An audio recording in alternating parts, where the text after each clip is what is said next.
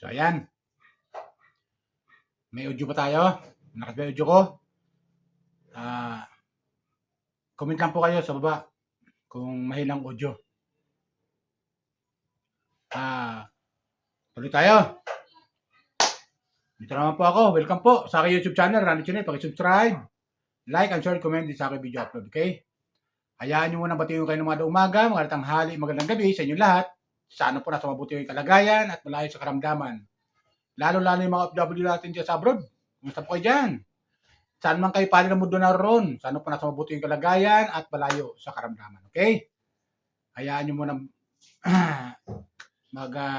bigay ako sa inyo ng ng isang comment patungkol lang kay Bunso Midit.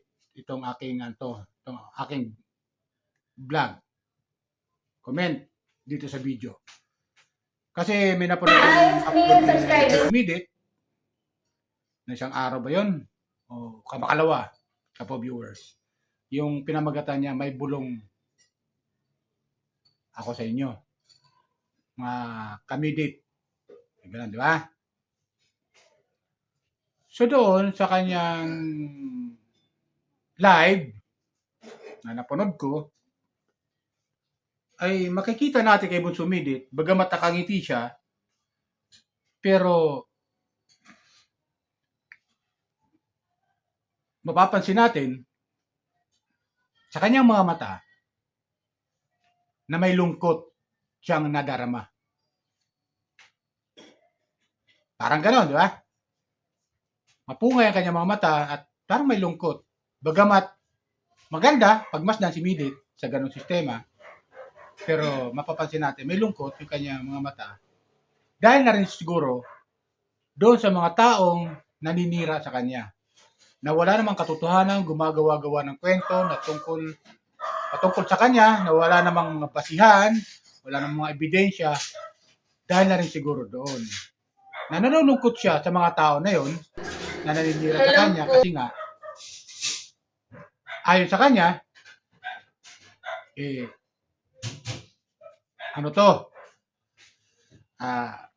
papunta siya rito ng Maynila at di natin alam kung anong gusto niya mangyari. At nanawagan siya sa mga sa mga community niya, ka-community, Midit community, na kunin lahat ng mga screenshot sa mga taong naninira sa kanya ng babalahura ayon sa kanya. Sa mga taong nang babalahura sa kanya, na kunin yung mga screenshot. Bawal yan! At di natin alam kung ano ang kanyang hakbang na gagawin doon sa mga taong naninira sa kanya. Di ba? Ito na yung sinasabi ko kapo viewers. Pangiti-ngiti lang tong si Midit. Pangiti-ngiti, patawa-tawa, masaya.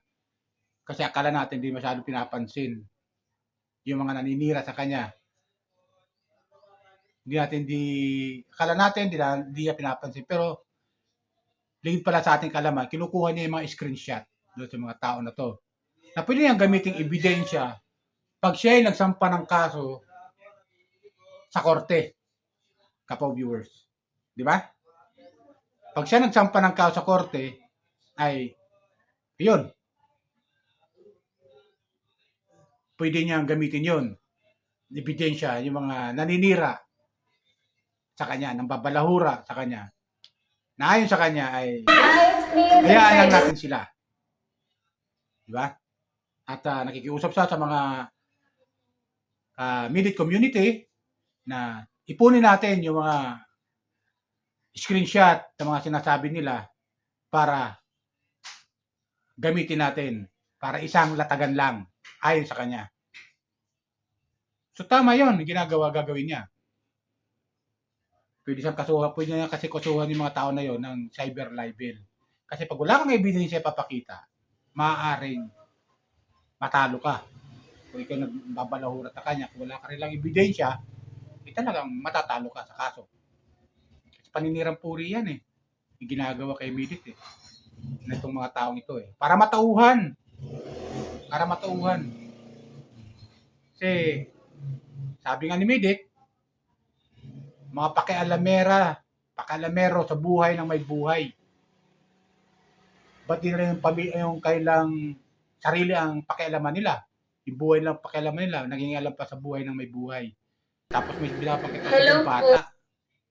Hindi na raw kayo naawa. Sino kayang bata yon, kapwa viewer? Na dinadami itong mga nambabalahura sa kanya. Ito, kumuha ko ng maikling video. Panoorin natin yung kanyang sinasabi. Panoorin natin. Yan.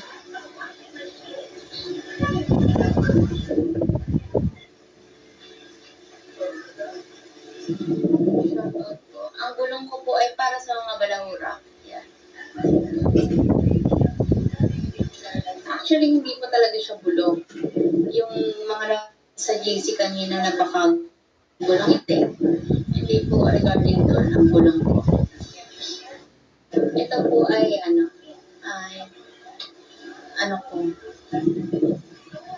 kita thank you sa pagpapalimpaan. Para naman matauhan ang mga dyan. Sobrang halang na ang kaluluwa. Pati ang batang ginagawin niyo, no? Grabe. Sa mga nag-issue po dyan, tigilan niyo po yan, nananahimik ang pamilya niyo. Grabe, pati ang bata, ginagawa niyo ng issue. Sinasabayan niyo ng mga masasama.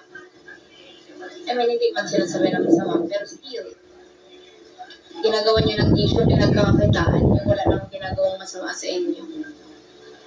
Mahirap po ba? Mahirap po bang mag-focus lang sa kanya-kanyang buhay? Kailangan ba talaga may pakialaman tayo? Kaya hindi umaasendo ang Pilipinas kasi ang daming ganyang mentality. Mahilig pakialaman ang buhay ng iba samantalang ang buhay nila hindi maayos.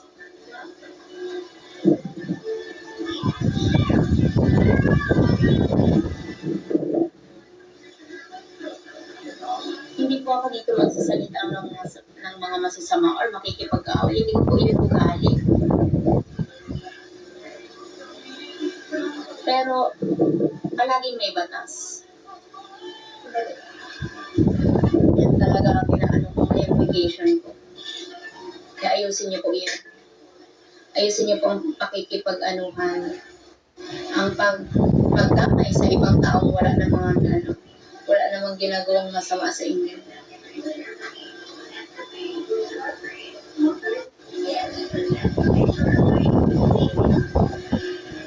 Hindi na kayo naawa. Pati batang walang kaalam-alam, ginagamay niyo dyan sa mga kalukuhan niyo. Grabe. Ang hirap maging mabait pag ganito ang klase ang mga tao.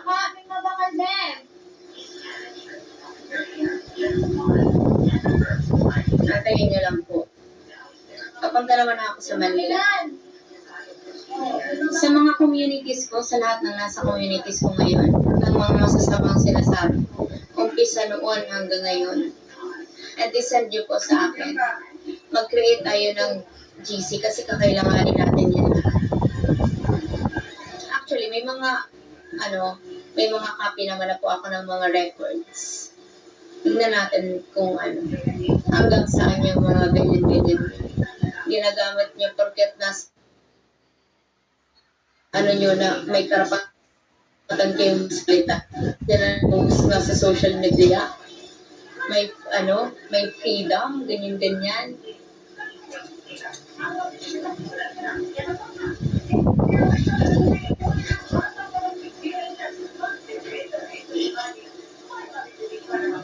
Kaya magkikita po talaga tayo sa Manila.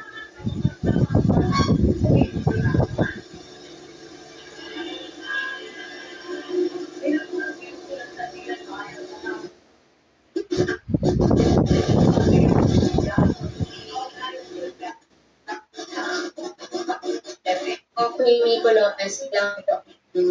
Kaya natin. Nawala ng wifi ba?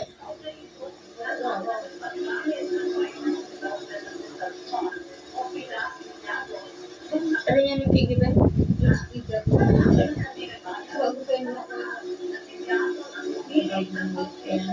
Kuya Miko Lopez, kailangan ko talaga po ang tulong niyo nila Tita Miras, nila Tita FMP.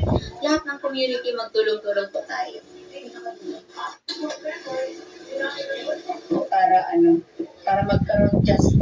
mga ganito kasi hindi talaga to pwede.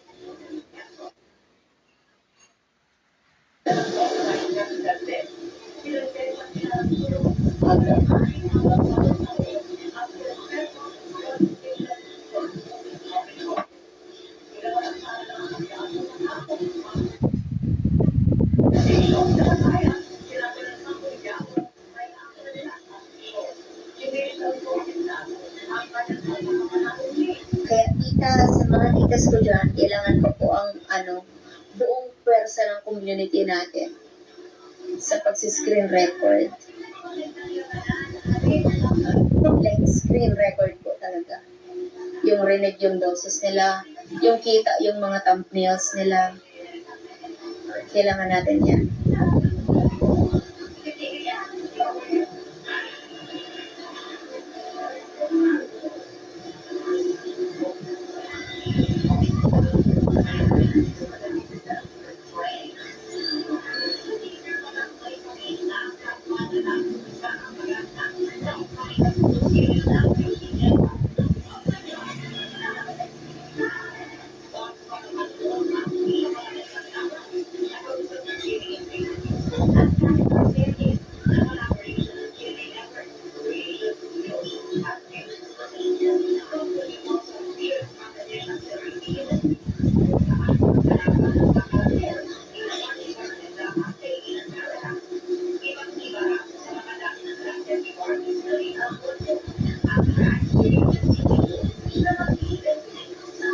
Ipag-pray po natin ang community natin. Tulong-tulong po tayo, tapos ipag-pray po talaga natin ang community natin.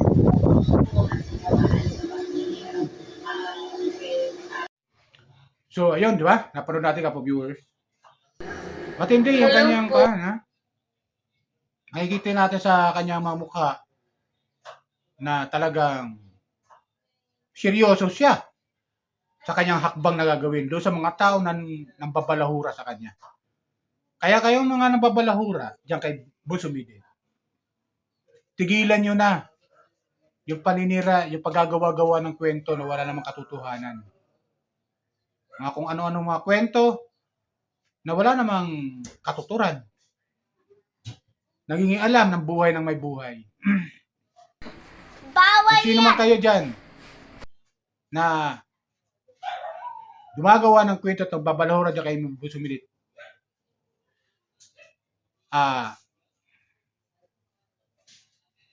paghandaan ninyo yung consequence ninyo. Pag ito'y sumidit, kumilos na. Patungkol sa inyo naman. Pabalik sa inyo. Di ba? Ayaw kay Minute, meron siya mga screenshot doon sa mga taong naninira sa kanya. Na pwede nga niyang gamitin yun na ebidensya pagdating sa korte kung siya ay magsasampa ng kaso. Di ba? Pwede gamitin yan eh. Kasi nga naman, below the belt naman yung paninira talaga sa kanya. Below the belt, mga kapo viewers. Di ba? Comment lang po kayo dito sa aking YouTube channel, mga viewers ko. Mga Jamdit Love Team supporter, welcome po kayo. Mga Minute Community, welcome po kayo sa aking YouTube channel. At subscribe lang po kayo, like and share and comment sa aking video upload. Di ba? So, sana matauhan itong mga taong ito na mahilig manira kay Busumide. Matauhan sana kayo na hindi kayo kontento sa paninira ninyo kay Busumide. Na ayon ka sa kanya, sa unang upload ni Busumide, nung sumagot siya, kuha na nga siya, kumbaga sa nakadapa na nga siya, lalo pa nyo pag diadaganan siya, lalagyan yung pa na pabigat para lalo siyang maduro sa pagkakadapa niya. Di ba? Wala kasi kayong delikadesa eh. Hindi nyo iniisip na may damdamin din yung taong sinasaktan ninyo. Katulad nyo, may damdamin. Marunong din masaktan. Kaya sana matuuhan kayo mga naninira kay Busumide na wala namang katuturan. Tigilin mo na siya. Wala naman kayo sa kanyang community. Dati magkakasama kayo sa community, ngayon sinisiraan nyo yung tao. Bakit? Dahil ba hindi kayo nakinabang sa kanya? Dahil ba hindi sulit ang pakikinabang nyo sa kanya? Ganun ba yon? Kaya, tigilan nyo na yan dahil siguradong may kakaharapin kayong kaso pag ito sumidit kumilos na laban sa inyo. Di ba? Yan ay payo ko lang sa inyo, mga nambabalahura kay Busumidit, mga naninira kay Busumidit, tigilan nyo na si Busumidit. Dahil sigurado ang balik sa inyo yan, kayo rin ang magsasuffer pagdating ng araw na kumilos na itong si Busumidit. Na ayon sa kanya, meron siya mga screenshot laban sa inyo. Kasama yung sound effect ninyo. Diba? Sana matauhan kayo sa ginagawa ninyo. Hello po. Wala namang ginagawa sa inyo yung tao na masama. Ba't nyo ginaganyan? Ayaw nyo pa siya tigilan. Okay? Yun na po sa akin, kapo viewers. Palala ko lang po ulit. Baka meron pa dyan nanonood sa akin ng mga committed community na hindi pa nakakapag-subscribe sa aking YouTube channel. Subscribe lang po kayo, like and share, comment. At sa lahat ng viewers ng Kalingap na nanonood kay Busumidit, welcome po kayo sa aking YouTube channel. At pakisubscribe, like and share, comment sa aking video upload. Okay? Yun na po. Bye. Ingat po tayo lagi. Pagpalay po tayo ng pumay kapal.